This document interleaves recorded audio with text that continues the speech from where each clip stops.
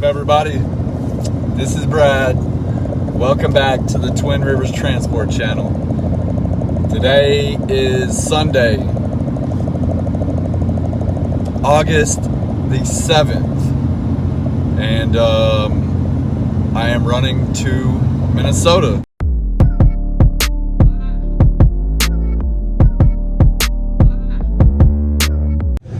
Alright guys, here's what we have. Natural gas fuel cells, just 3 of them. It weighs probably 4,000 or 5,000 pounds, going to Minnesota. I did secure it all, 3 straps, 2 straps, and everything looks good. So I'm gonna take it home, drop my trailer, and then Sunday morning, wake up early and I'm gonna run this. So let's get it.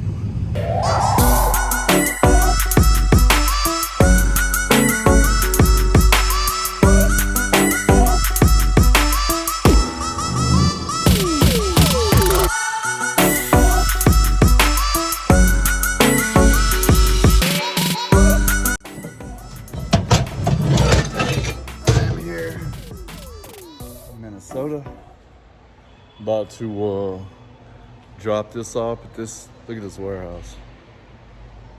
Love this place. This is a run I have been doing a lot here lately, so let's take these off and see what we got for the next one.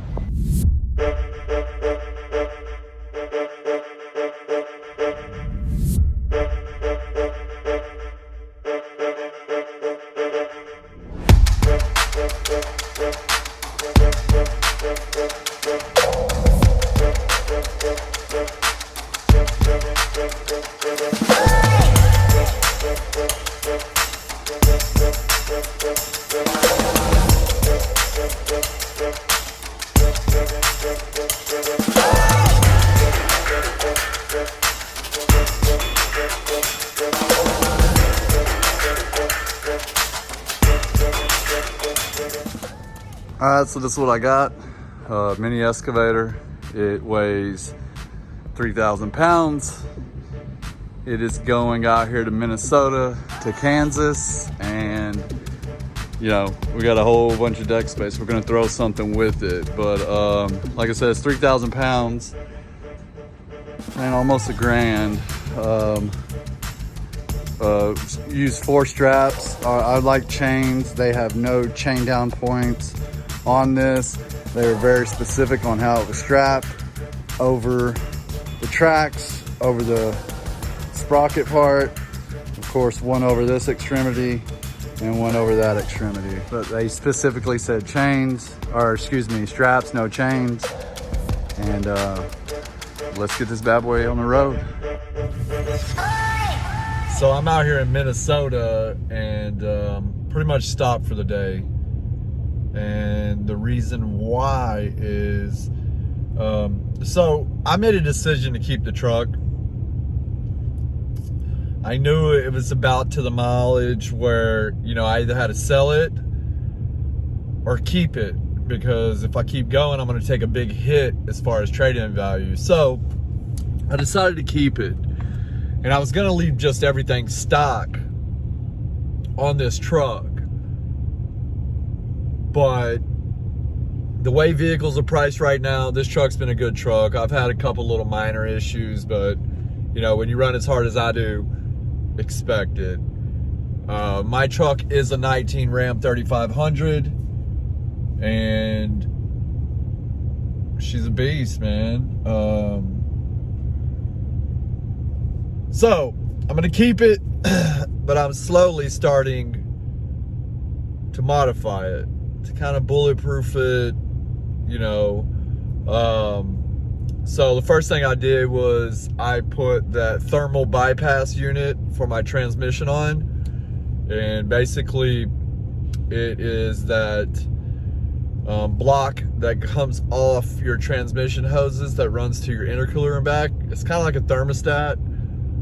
It's what keeps your transmission running at about 171 degrees up to whatever.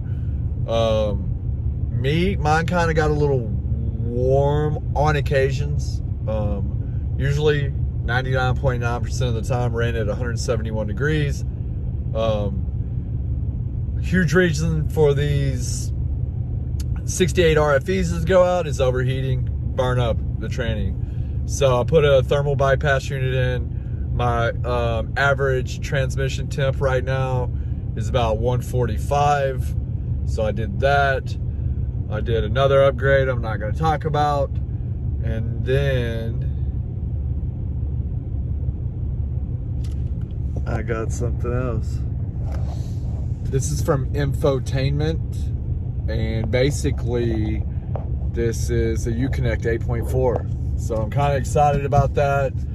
My last truck was a Tradesman. I cannot stand the Tradesman head units in these. My last one I swapped out, and then this one I'm swapping out too. I went with the 8.4 Uconnect because one, it's Mopar, tied into the truck. Two, the newer ones have Apple CarPlay on them. So this is what the factory head unit for the Tradesman look like.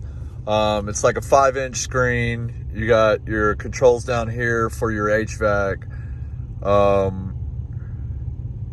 The only thing decent about this radio is it has Sirius XM. I do listen to Sirius XM. But basically, this whole bezel comes off right here. And I will take this off. This is for my trailer brake, my rear parking sensor and all that. So this whole piece is going to pop out. And basically with the 8.4, it's the 8.4 inch screen and bezel. So let's take this bad boy out and put in the new one. So this is the 8.4 Uconnect, and like I said, it comes with the whole bezel, with the radio. It has a brain in the back, and this is the piece that I was telling you for my trailer brake and my parking sensor that I have to swap out. Basically it's just 2 screws in the top, and then some clips. You just pop it out, and then I think this one has some screws in it too. So let's get this other one out. But this is a good upgrade because, man, this has navigation, you know, of course a bigger screen. It's got Sirius XM, you know, and to me, I wanted to go with the 12-inch, but this one will work. So let's put this bad boy in. All right, so next thing I did, I pulled this little box off, which was my trailer brake and all that, and I gotta mount it onto this. So literally it slid right up in, and then I put two screws in this. Today's Tuesday. It is 1 o'clock, and it was kind of an issue getting something to go with this, a little mini excavator. So we ended up finding a partial. We ended up finding a partial out of Wisconsin that's going to El Paso. It's paying $2,200. It's like $1.60 a mile, and I'm gonna put it with this. So turned a, you know, a partial load into a full load, and now we're getting a little over $3,000 for this load. So I'm headed out here. It's supposed to be a some sort of a bucket for a for like an excavator. So run out here. I'm about 20 minutes away from this pickup, load it up, and then start making my way south. All right, I'm here. I'm loading that Ram up with that service body. I have to move that piece of equipment right there because it's right over my duals. So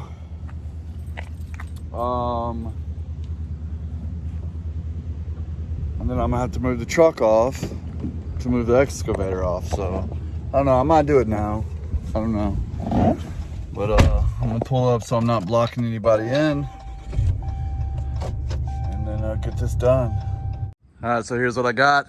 One 1-ton Dodge, one excavator. This does weigh about 14,000 pounds. Really nothing to it. My truck's barely even squatting. That's the good thing about this 40-foot trailer, man. It's for reasons like this. So I am going to run this. First one goes to Kansas. The other one goes to Midland, Texas. So I'm gonna put some straps on it and get out the way. That's what we got. Strap over the bucket, the blade, strap over both sprockets, put some tie downs on these. I do like these with the double ratchet on it.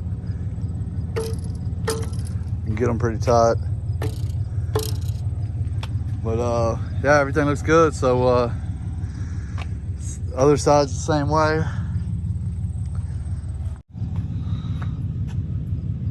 Forgot, always double check these doors. Last thing I want is one of these to fly open and get me trouble. I'm gonna go check the other side.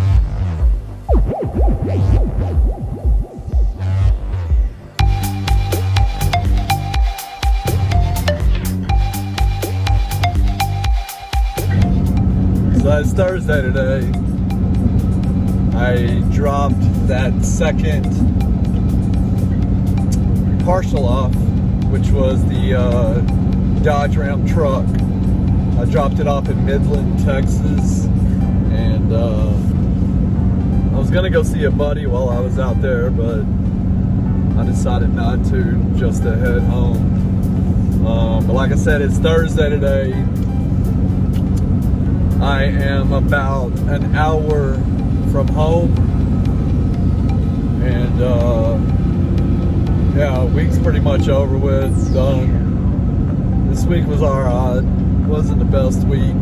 I kind of got screwed over in Minnesota.